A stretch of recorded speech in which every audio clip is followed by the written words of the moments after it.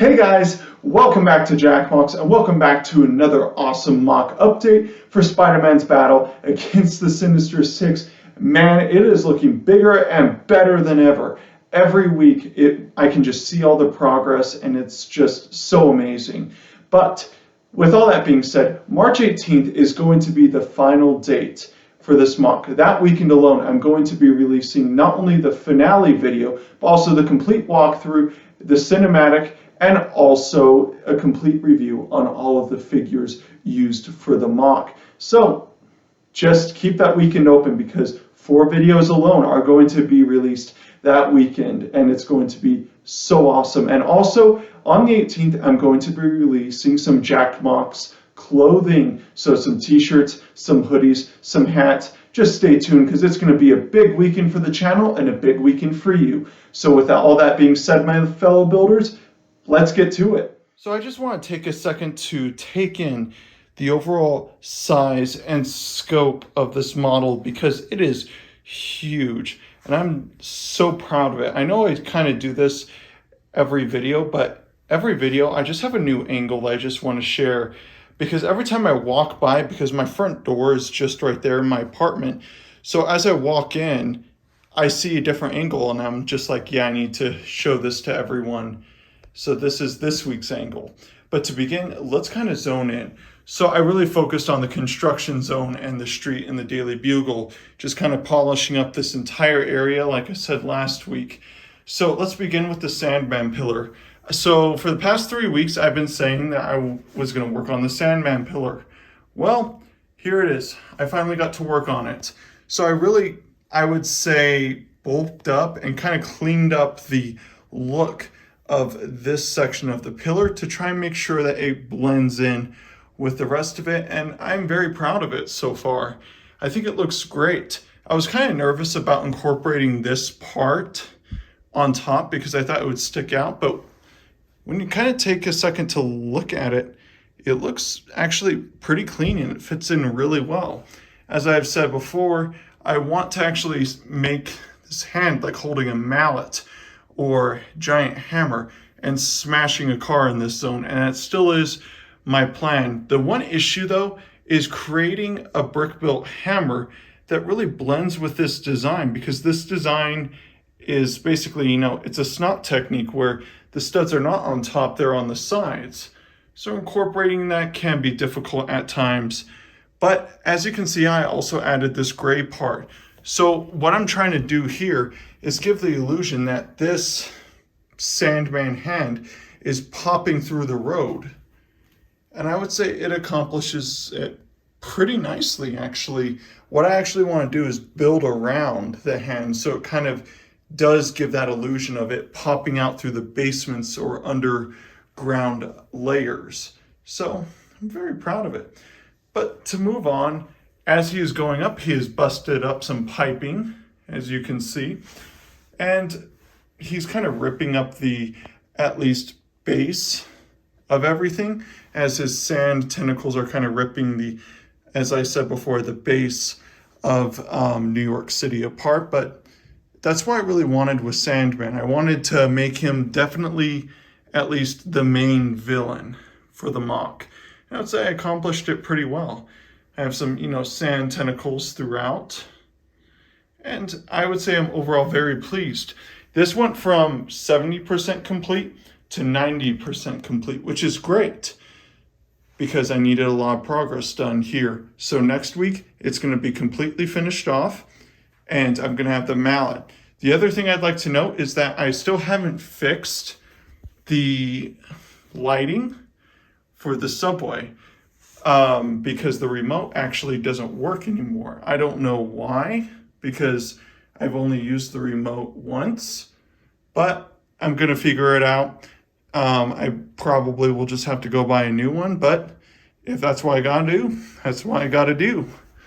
So overall, I think it looks great.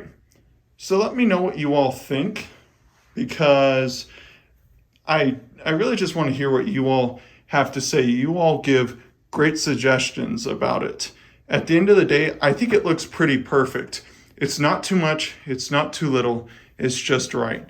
So now let's go on to the next portion of the video. So I've had a couple of builders just recommend that I shift Ozcorp over just one way to the left. So what I mean by that is the Ozcorp lettering would actually be facing on this corner. And I never would have thought about that. And thank you for everyone that suggested that. I think it would be so great having the lettering of Ozcorp face this way so that, for example, if you're looking at the view of the construction zone, you can see the Ozcorp tower lettering in the back, and it just gives so much weight to the model. So thank you again. Next week, I'm gonna have it shifted over, and I'm going to make sure that it actually looks decent. So let's move on.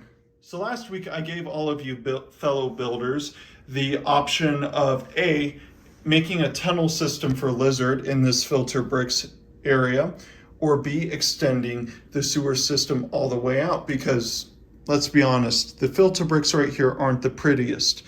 And you all overwhelmingly voted for the tunnel system. So here's my plan. I'm actually going to keep this portion of the sewer and have it extend all the way through. So this entire little half of the section right here is still going to be the sewer. And then from there, I'm gonna have a bunch of tunnels poking out with holes, and there are gonna be 3 of them in total. So it's gonna be like 1, 2, 3 in a way. And so one tunnel is gonna lead directly into Ozcorp. The second one in the middle is gonna lead up into the police station, and the third one is going to go to the construction zone. So what do you all think about that idea? Do you think it's feasible? But I think it's gonna be great. Lizard has so much potential in this mock. But speaking of potential, let's go on to Mysterio. So as I stated before, I wanna shift Ozcorp over. So this window busting scene with Mysterio is actually going to be facing out, okay? Because I think that if the police station is right here, as you can see, it's going to hide a lot of the good angles, or at least some of the best angles of Ozcorp. And I really don't want that. I think Ozcorp is definitely the crowning jewel of this mock, right? But there's a reason for that. Earlier yesterday, I posted a poll on whether or not I should make a Molten Man's illusion for Mysterio, just like outside creating chaos, or create an illusion sequence. So you all overwhelmingly voted, at this time of the video, by the way, voted for the illusion sequence. So what I'm gonna do is actually keep the police station where it is. So it's gonna be right here. And I'm gonna take a giant chunk out of the police station and make it the illusion sequence. So it's like the illusion sequence is happening in the police station from Mysterio. So just a giant brick black wall is gonna be just making this kind of U shape just across here. Then inside, I'm gonna create some sort of illusion. So if you all have any thoughts about what the illusion sequence should be, whether it should be a graveyard, a giant monster, something, just kind of let me know, because I think that there's limitless potential with what the illusion could be. I'm thinking that I'm actually going to go with the Spider-Man Far From Home, in which there's a graveyard sequence, and I was maybe thinking about creating an Uncle Ben or something crawling out of the grave right here. I know it probably doesn't make a whole lot of sense, but once it's built, it will. So just kind of think about a giant black cloud in the police station right here with the walls cut out and then a little graveyard sequence right here. I think that would be great with Mysterio because it would give him a lot more purpose besides, like I've said before, popping out of the window. But let's go on to the next portion of this video. In last week's video, I gave you awesome builders the option of either including the highway battle scene from Spider-Man No Way Home or the train sequence from Spider-Man 2, and you all overwhelmingly chose the train sequence. So here's kind of the skeleton look of it. It just needs a lot more meat, and it needs a lot more bricks built along the bottom right here, because right now it kind of looks like a couple plates on pillars. And while that's kind of the point of, subway tracks, I want it to look a lot more beefier. So this is 2/3 of the track. The other 2/3 are going to wrap around the police station, but that's a battle for another day. Overall, it looks great, and I'm going to start construction on the subway cars as soon as next week because I want to knock out this as soon as possible. But I think the pillars also look great. They look very New York. If you all disagree, let me know down below, but I'm very happy with the turnout. So let's go and conclude the video. With all that being said, I'm very proud of this mock. I think that it's looking so great and just so much better day by day. I can't believe that it's so close to being done. It's been such a journey. I remember laying down the base plates for this mock immediately after buying the bugle, knowing I want to make it. And now that it's here, it's kind of wild to think we're almost done. But like I said before, mark your calendars for March 18th. That's going to be a big day for the channel and a big day for you. So with all that being said, be sure to subscribe. You don't want to miss it. Be sure to like because it helps me out and it also boosts my ego. So who wouldn't want to do that? And as always, my fellow builders, keep on building.